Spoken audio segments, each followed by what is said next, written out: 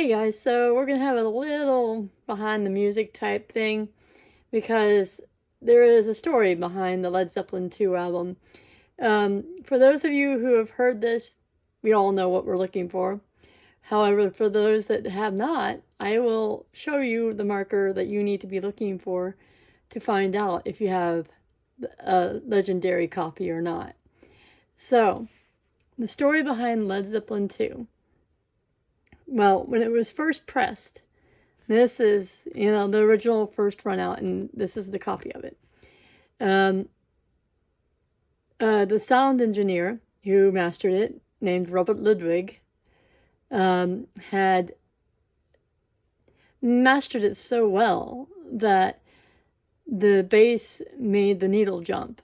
So, as it goes, is that apparently Atlanta CEO or somebody higher up in the chain of things, or possibly employees themselves too, all had a copy of the record, and they realized there's a part that would skip, and it's the same part. It skipped on every record that they had, but the main story was that apparently the CEO had bought his daughter a copy, and he had taken it, given it to her, all that good stuff. They played it, and they found the track that made the needle jump, which is called a hot track. And then he took it back to work with him and got another copy, and took it home. The same thing, same spot. So he was led to believe that, oh, this is a manufacturing defect, and did a recall on the album.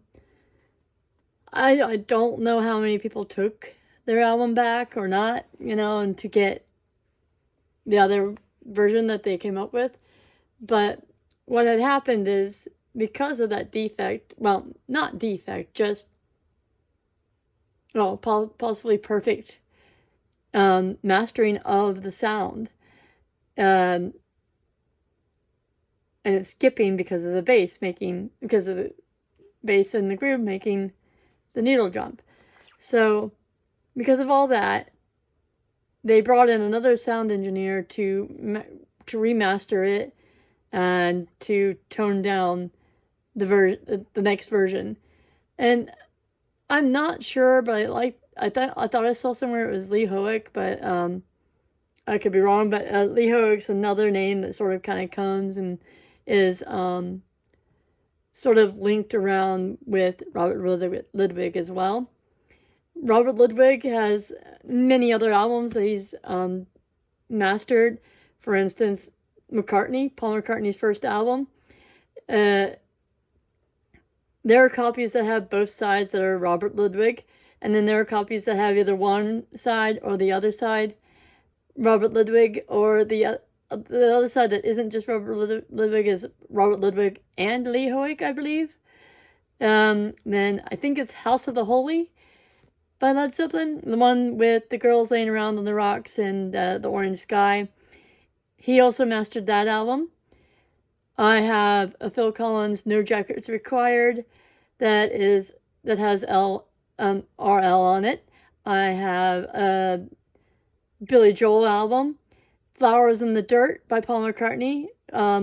Doesn't actually have the RL in it, but it has other markers, and it was widely believed that Robert Ludwig had worked with the company, so everybody says that he probably mastered that as well. He's all over the place, and supposedly he had a golden ear and just knew what he was doing, kind of thing, and hence the reason why he had such a long and extensive career in mastering. So, I'm sure you're all looking forward to this part, right? As you can see, nothing seems to be out of the ordinary on the cover. I mean, it's the first run, first pressing.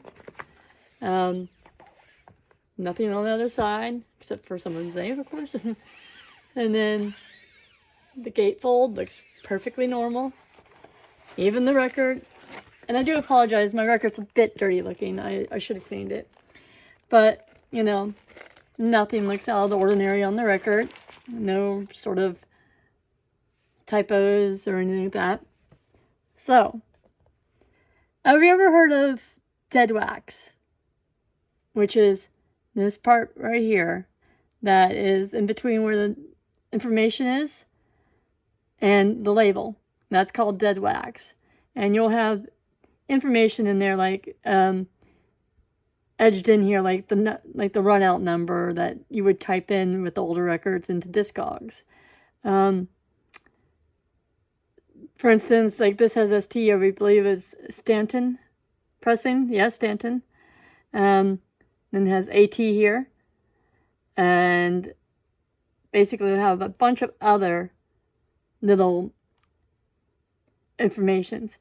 Now sometimes there'll be other information and I'll do another behind the music to sort of give you an idea about the White Album, because there's a way you can tell a numbered version of it, how far into the pressing it was, by letters that are in the run out. Basically, it's like gramophone or something, and the letters all equal a certain number, and it winds up being, I think my copy is like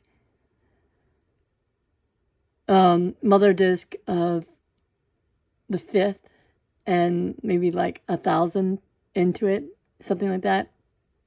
So yeah, we'll talk about that another time. And so you got all this information. Now let me get in here real good. So right here, right in here, you see it? You see RL marked in there? No. Let's see if I can bring it up here. And this is how you can tell if the copy you have or the copy that you're going to be buying is a Robert Ludwig mastered LP. And RL right there. You gotta look in the dead box for that though. So, yeah, it's, guys, I was listening to it wrong until yesterday, and I literally was only going to listen to 2 of my favorite songs off of it, just because I wanted to hear what it sounded like on my new system. I ended up listening to the whole album because it just sounded so good. I couldn't walk away. But, anyways, my friend sold it to me really cheap compared to what it had been going, what it goes for. And because of the recall, though, there's not very many out there, which is the reason why it's so expensive. And the ones that are out there, the majority of them are beat up. I would hope that a record store wouldn't sell you one that skips other than the hot tracks on it, or a beat up one. Yeah, I mean, you might find some beat up ones on eBay because it's eBay, you know, or I'm sorry, on Discogs, you know, but hopefully those people have listed it as fair or good even. So then you kind of have an idea what you're getting into when it comes to that. And other than that, there's no other way for you to tell if it's the unofficial. Well, they say it's the unofficial first pressing, even though officially it was the first pressing, but because of what they thought was the manufacturing defect, the one that they brought out after that is the official first pressing. But this is an original pressing, so.